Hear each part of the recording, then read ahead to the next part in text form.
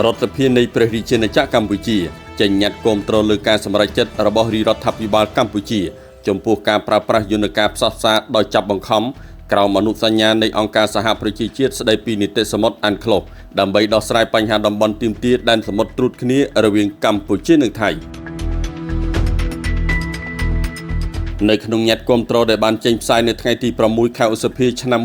2026នេះរដ្ឋាភិបាលនៃព្រះរាជាណាចក្រកម្ពុជាបានប្រកាសគាំទ្រយ៉ាងពេញទំហឹងចំពោះការសម្រេចចិត្តរបស់រាជរដ្ឋាភិបាលកម្ពុជាក្នុងការប្រើប្រាស់យន្តការផ្សះផ្សាដោយចាប់បង្ខំក្រោមអនុសញ្ញាអង្គការសហប្រជាជាតិស្តីពីនីតិសមុទ្រ UNCLOS ដើម្បីដោះស្រាយដោយសន្តិវិធីលើបញ្ហាតំបន់ទាមទារដែនសមុទ្រត្រួតគ្នា OCA រវាងកម្ពុជានិងថៃបន្ទាប់ពីភាគីថៃបានប្រកាសដកខ្លួនជាឯកតោភាគីចេញពីអនុសារណៈនៃការយោគយល់គ្នាឆ្នាំ2001 MOU 2001នាពេលថ្មីនេះ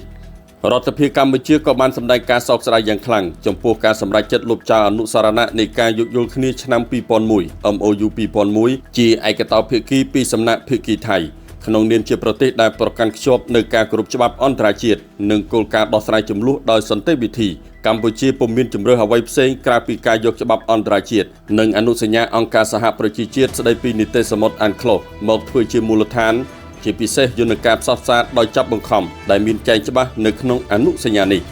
កម្ពុជាបានធ្វើដំណើរក្រោមមាគ៌ាដឹកនាំដ៏ឈ្លាសវៃរបស់សម្ដេចអគ្គមហាសេនាបតីតេជោហ៊ុនសែនប្រធានប្រសិទ្ធិនិងជាអតីតនាយករដ្ឋមន្ត្រីនិងបន្តមកដល់រាជរដ្ឋាភិបាលនីតិកាលទី7ដឹកនាំដោយសម្ដេចមហាបវរធិបតីហ៊ុនម៉ាណែតនាយករដ្ឋមន្ត្រីនៃព្រះរាជាណាចក្រកម្ពុជា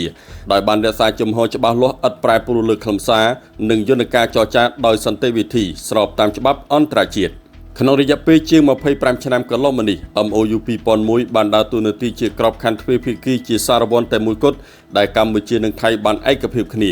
ដើម្បីដោះស្រាយបញ្ហាតំបន់ទាមទារដែនសមុទ្រត្រួតគ្នា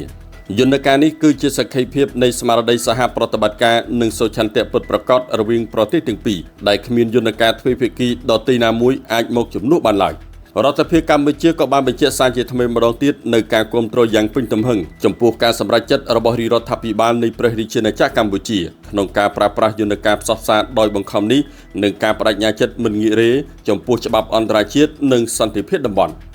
រដ្ឋាភិបាលនៃព្រះរាជាណាចក្រកម្ពុជាក៏បានអំពាវនាវដល់មិត្តភ័ក្តិអន្តរជាតិសហគមន៍អន្តរជាតិនិងដៃគូអភិវឌ្ឍន៍នានាសូមយកចិត្តទុកដាក់ជួយតាមដានអនុវត្តការប្រើប្រាស់យន្តការនៃការផ្សះផ្សាដោយចាប់បង្ខំក្រោមអនុសញ្ញាអង្គការសហប្រជាជាតិស្តីពីនីតិសមុទ្រ UNCLOS ដើម្បីឈានទៅរកដំណោះស្រាយមួយដ៏សមរម្យប្រកបដោយយុត្តិធម៌និងតម្លាភាព